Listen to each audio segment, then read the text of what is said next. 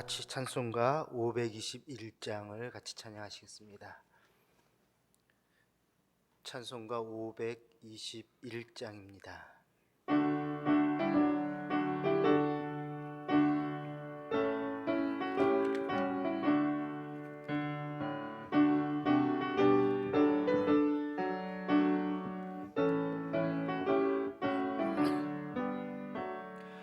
구원으로 인도하는 그 좁은 문 들어가, 생명으로 인도하는 그 영, 우리 몸에 지워있는 그 더러운 죄짐을 하나 없이 벗어놓고 힘써서 들어갑시다. 구원으로 인도하는 그 좁은 문 들어가, 영생으로 인도하는 그 생명길 갑시다. 이 세상에 많은 사람 큰 문으로 들어가, 넓은 길로 갈지라도 멸망길로 끝나니 세상 헛된 부귀영화 모두 내어버리고 주의 말씀 순종하여 그 생명길로 갑시다. 구원으로 인도하는 그 좁은 문 들어가, 영생으로 인도하는 그 생명길 갑시다. 구원의 문 열렸으니 주의 공로 힘입어 주저 말고 들어가서 생명길로 갑시다. 구원의 문 닫힌 후에 들어가고 싶으나 한 번 닫힌 구원의 문 또 열려지지 않으리. 구원으로 인도하 그 좁은 문 들어가, 생명으로 인도하는 그 생명길 갑시다. 아멘. 오늘은 환우들을 위해서 기도하십시다. 육신의 질병으로 인해서 고통받고 있는 우리 환우들을 우리 하나님께서 찾아가셔서 그들을 치료하시고 회복시켜 달라고 기도하십시다. 또 마음의 상처로 인해서 아파하고 고민하고 있는 자들을 우리 하나님께서 어루만져 주셔서 그 상처가 아물게 하시고 하나님 안에서 위로함 받을 수 있도록 여러분 기도해 주시기를 바랍니다. 또 정신적으로 영적으로 우리 하나님을 떠나 있는 자들에게 우리 하나님 다시 한번 그들에게 말씀하여 주시고 그리스도의 사랑을 깨닫고 주님 품으로 다시 돌아올 수 있도록 여러분 기도해 주시기를 바랍니다. 이 시간 우리 아픈 자들을 위해서 한 목소리로 기도하겠습니다. 은혜가 풍성하신 아버지 하나님, 이 새벽 저희들을 깨워주시고 비가 오는 가운데서도 저희들을 불러주셔서 주임 전에 나와 예배하며 기도하게 하시오니 감사를 드립니다. 하나님, 이 시간 기도할 때에 참으로 육신의 질병으로 인해서 마음의 상처로 하나님 영혼의 방황으로 주님을 떠나 있는 자들, 아파하고 신음하는 자들을 위해 기도합니다. 하나님, 저들에게 다시금 주님 치료의 광선을 비춰주시옵시고 하나님 회복의 역사를 비춰주셔서 저들이 가지고 있는 질병 가운데 노임받게 하여 주시고 그 어떠한 질병으로도 다 고침받는 역사가 일어날 수 있도록 인도하여 주시옵소서. 우리 주님의 손 안에서 깨끗이 치유되어서 하나님 온전한 건강 얻어 주님 저희들과 함께 예배하며 기도하는 자들 될 수 있도록 은혜 가운데 도와주시옵소서. 아버지 하나님, 오늘도 침상 위에서 아버지 신음하며 고통 가운데 있는 자들이 있습니다. 저들을 속히 일으켜 세워 주시옵시고 그 병상 가운데서 벗어날 수 있도록 은혜 가운데 도와주시옵소서. 아버지 하나님 고통으로 아파하는 자들, 큰 질병으로 인해서 하나님 수술을 앞에 놓고 근심하는 자들을 기억하여 주시고, 아버지 하나님 저들의 수술이 주님 안에서 잘 이루어져서 모든 질병이 깨끗이 치유되고 고침받아 하나님 회복하는 역사가 일어날 수 있도록 은혜 가운데 도와주시옵소서. 하나님 마음의 상처로 인해서 하나님 아파하고 심하는 자들이 있습니다. 주님 저들의 쓴뿌리들을 다 제거하여 주시옵시고 저들의 마음의 평강과 아버지 하나님 위로와 주님의 사랑으로 함께하여 주시어서 다시금 주님 전으로 나와요 예배가 회복되어지고 아버지 하나님 교회의 관계가 회복되어지는 역사들이 일어날 수 있도록 은혜로 도우시고 인도하여 주시옵소서.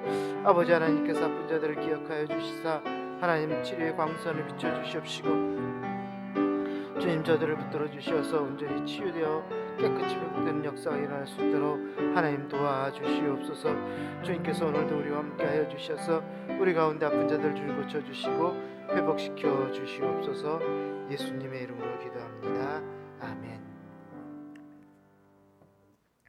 하나님의 말씀은 데살로니가 후서 2장 11절에서 12절까지의 말씀입니다.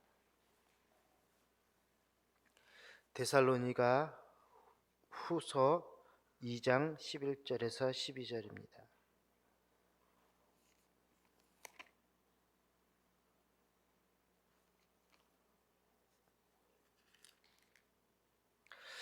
우리 하나님의 말씀을 한 목소리로 같이 봉독하십시다.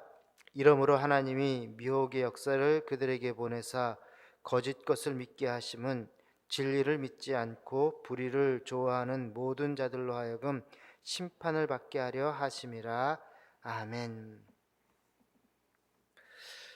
지난 시간에 우리가 묵상한 말씀에서 사도 바울은 모든 사람들이 적그리스도의 속임수에 넘어가는 것은 아니다라는 말씀을 살펴보았습니다.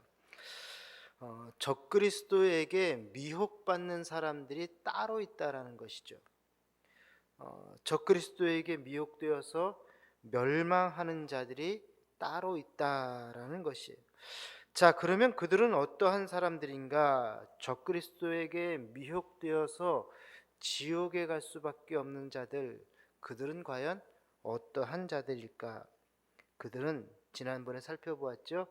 진리의 사랑을 받아들이지 않는 사람들이라는 것이에요.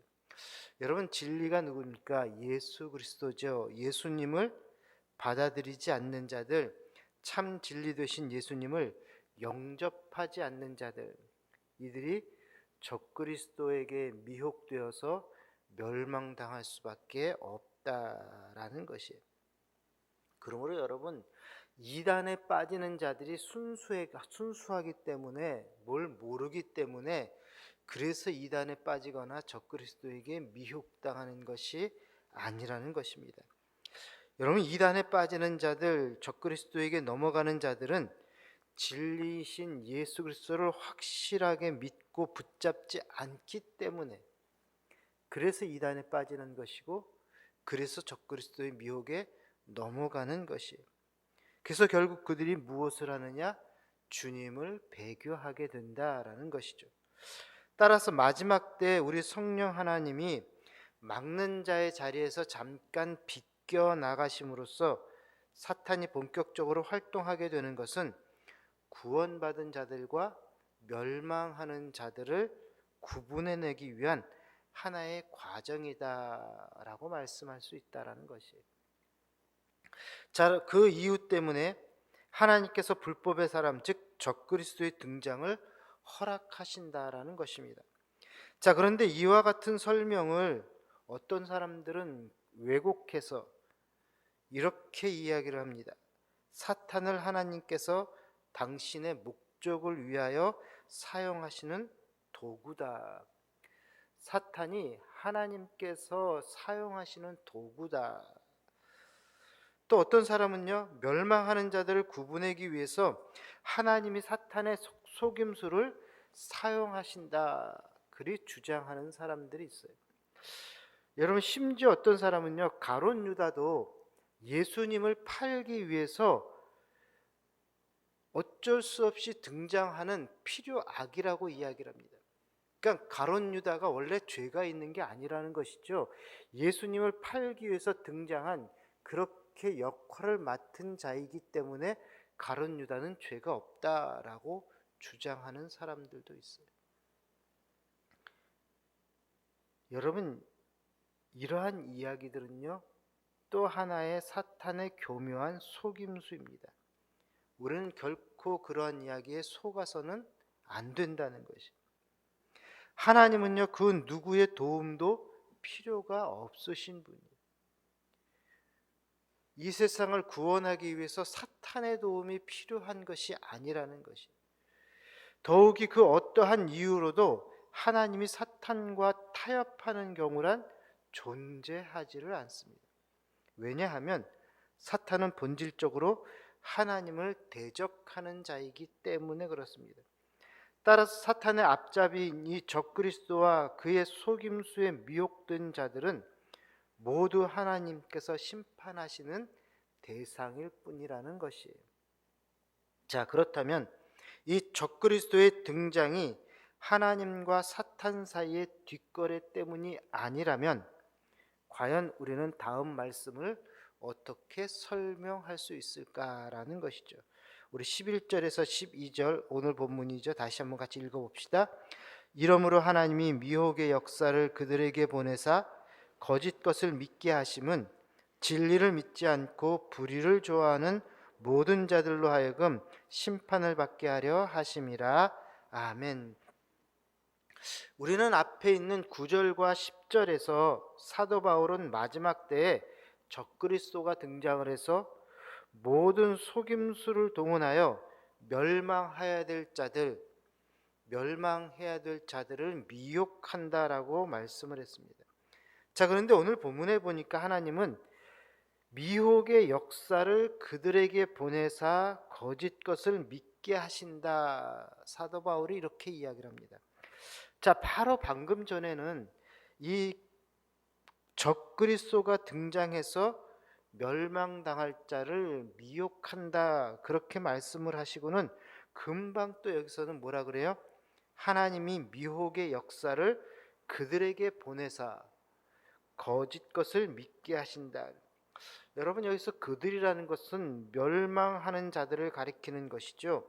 자, 그렇다면 하나님이 그들, 즉 미혹하는 멸망하는 자들에게 보내는 이 미혹의 역사는 과연 무엇일까?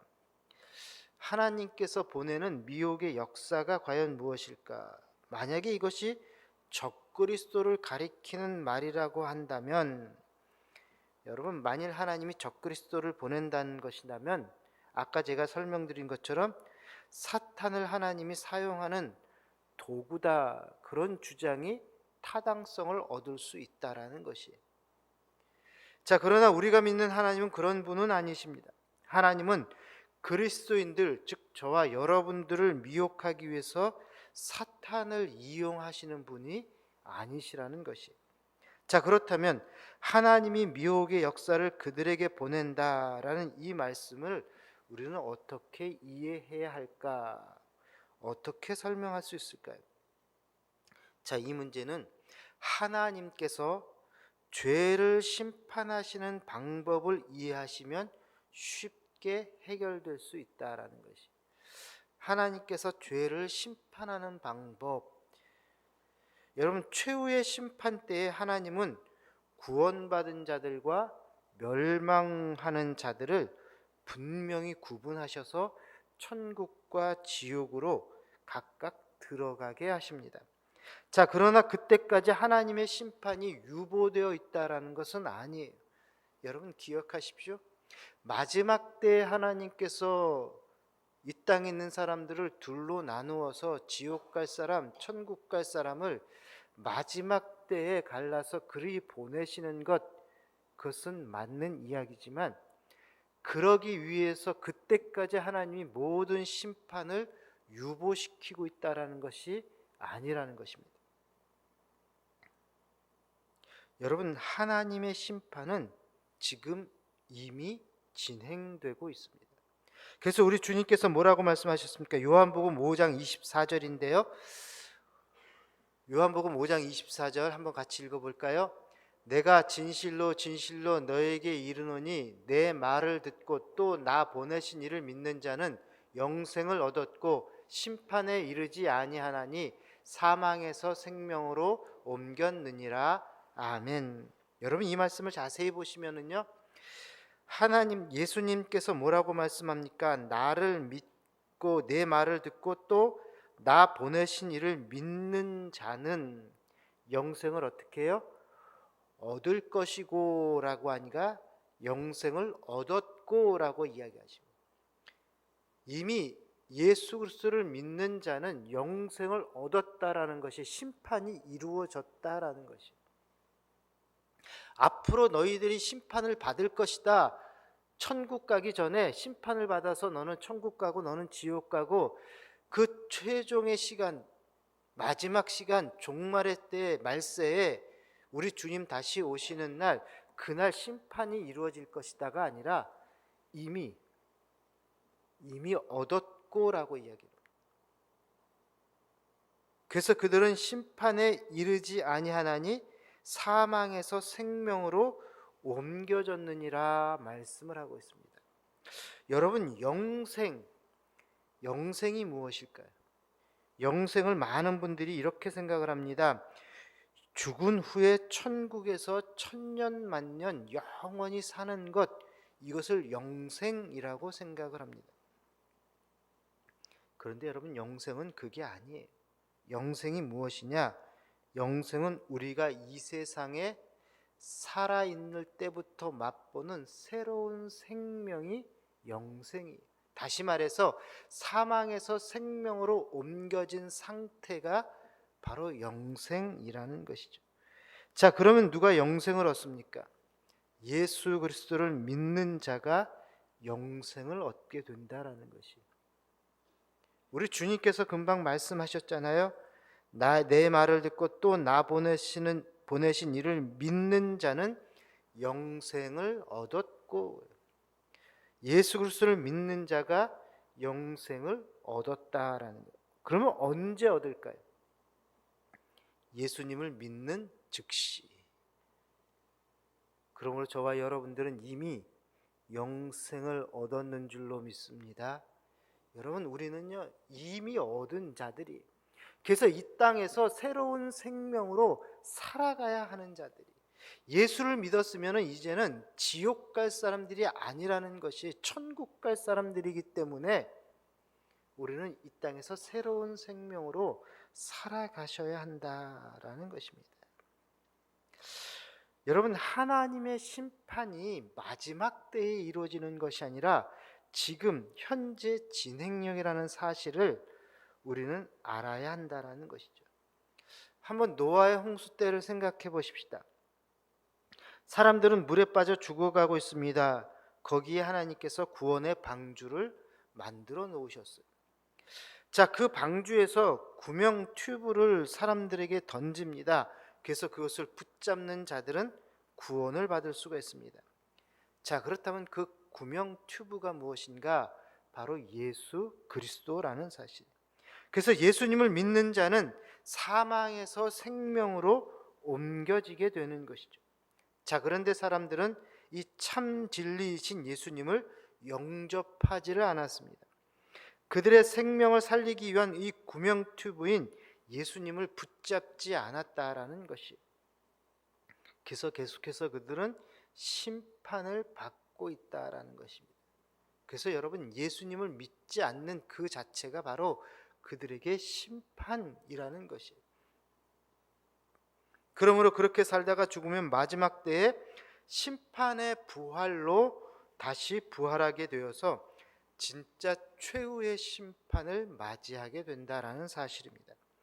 자, 그렇다면 반면 예수님을 영접한 사람들, 영생을 얻은 사람들은 주님이 재림하시기 전에 죽음을 맞이한다 하더라도 그들 안에는 영생이 있기 때문에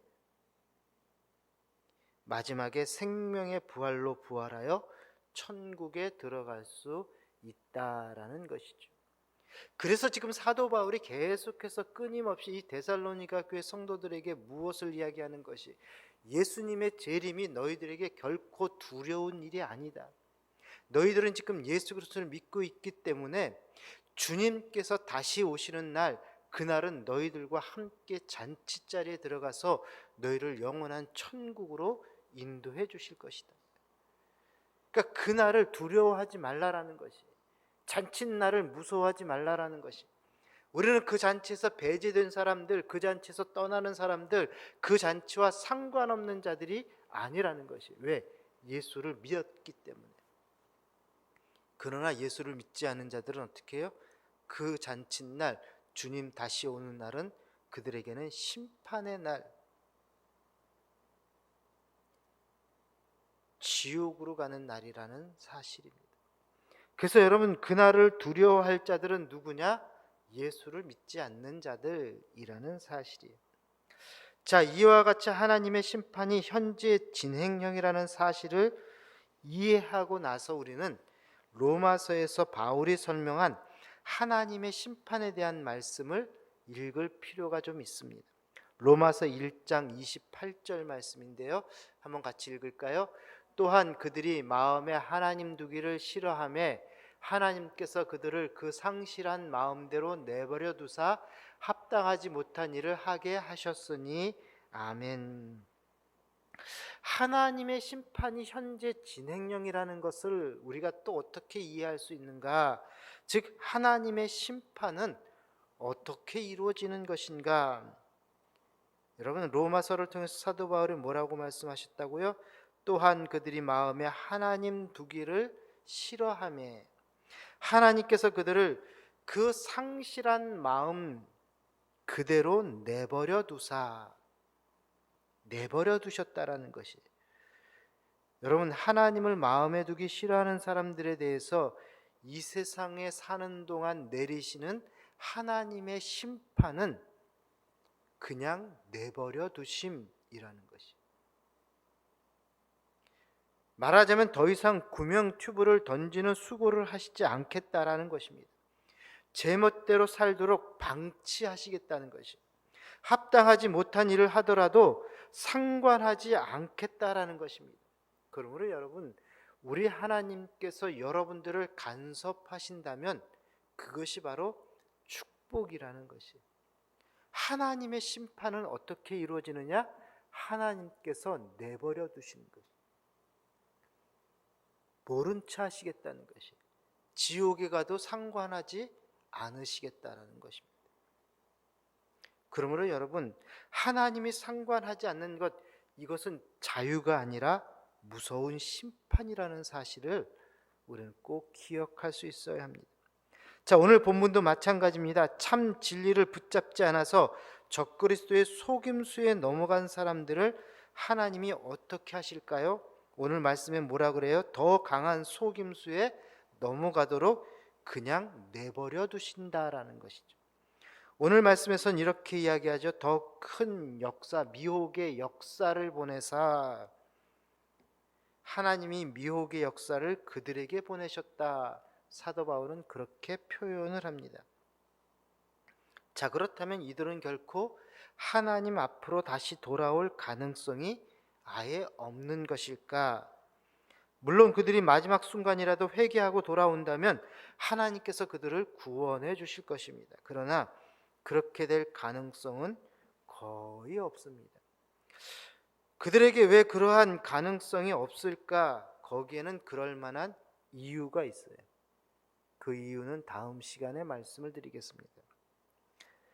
자, 오늘 우리가 기억해야 될 교훈은, 여러분, 구원의 문은 항상 열려 있는 것이 아니라는 사실이에요. 우리가 금방 찬양했죠? 구원의 문 닫힌 후에 들어가고 싶으나 그 구원의 문, 한 번 닫힌 구원의 문 결코 열려지지 않으리. 여러분, 구원의 문은요, 항상 열려 있는 것이 아니라는 것이, 생명줄이 항상 던져지는 것이 아니라는 것입니다. 여러분, 구원의 문 닫힌 후에 들어가고 싶지만 한 번 닫힌 구원의 문 결코 다시 열려지지 않는다는 것이죠. 하나님께서 내버려 두실 때가 있다라는 것이에요. 그러므로 그때가 오기 전 우리는 예수 그리스도를 영접하시고 영생을 얻어야 하며 참 진리이신 예수님을 붙잡고 살아가셔야 한다라는 것입니다. 그러므로 여러분 주변에 아직도 예수님을 믿지 않는 사람들이 있다면, 혹 여러분 가족 가운데에 예수님을 믿지 않는 사람들이 있다면, 여러분 그분들 구원의 문이 닫히기 전에 속히 주님을 영접할 수 있게 하셔야 한다라는 것이. 언젠가 때가 되면 되겠지, 주님께서 알아서 하시겠지, 천만에. 사탄의 미혹에 넘어간 사람들은 결코 돌아올 수가 없어. 그러기에 여러분, 주님을 믿지 않는 자들, 사탄의 미혹에 넘어가지 않도록 빨리 복음을 전하셔야 한다라는 것이, 주님을 영접케 하셔야 한다라는 것입니다. 혹 여러분 부모 가운데서 아직까지 영접하지 못한 분들이 있습니까? 혹 여러분 자녀들 가운데, 여러분 배우자 가운데 여러분 속히 영접시키셔야 돼요. 언제 구원의 문이 닫힐지 몰라. 그럼 오늘 이 시간에 여러분 그분들을 기억하면서 구원의 문 닫히기 전에 구원받을 수 있도록 기도하시고, 그리고 돌아가신 여러분들 될 수 있기를 바랍니다. 기도하십시다. 은혜가 풍성하신 아버지 하나님, 하나님 구원의 문 닫히기 전 저희들이 속히 주님을 영접할 수 있도록 복음 전할 수 있는 우리 모두가 될 수 있도록 인도하여 주시옵소서. 하나님, 주님께서 우리를 사랑하여 주시고 또 우리 가족을 사랑하여 주셔서 구원의 문을 활짝 열어 놓으셨는데, 하나님 속히 주님을 영접하고 주님을 믿어서 우리 모두 천국 가는 은혜를 누릴 수 있게 인도하여 주옵소서. 오늘도 그 일을 위해서 아버지 하나님 애쓰고 힘쓸 수 있는 우리 모든 성도들 되게 하여 주옵소서. 주님 앞에 귀한 예물 드리는 손길들이 있습니다. 하나님 그들을 기억하여 주시옵시고 저들의 마음의 소원들이 주님의 때에 주님의 방법으로 모두 이루어지게 하여 주옵소서. 예수님의 이름으로 기도합니다. 아멘. 하늘에 계신 우리 아버지, 아버지의 이름을 거룩하게 하시며 아버지의 나라가 오게 하시며 아버지의 뜻이 하늘에서와 같이 땅에서도 이루어지게 하소서. 오늘 우리에게 일용할 양식을 주시고 우리가 우리에게 잘못한 사람을 용서하여 준 것 같이 우리 죄를 용서하여 주시고 우리를 시험에 빠지지 않게 하시고 악에서 구하소서. 나라와 권능과 영광이 영원히 아버지의 것입니다. 아멘. 자유롭게 기도하다 가시기 바랍니다.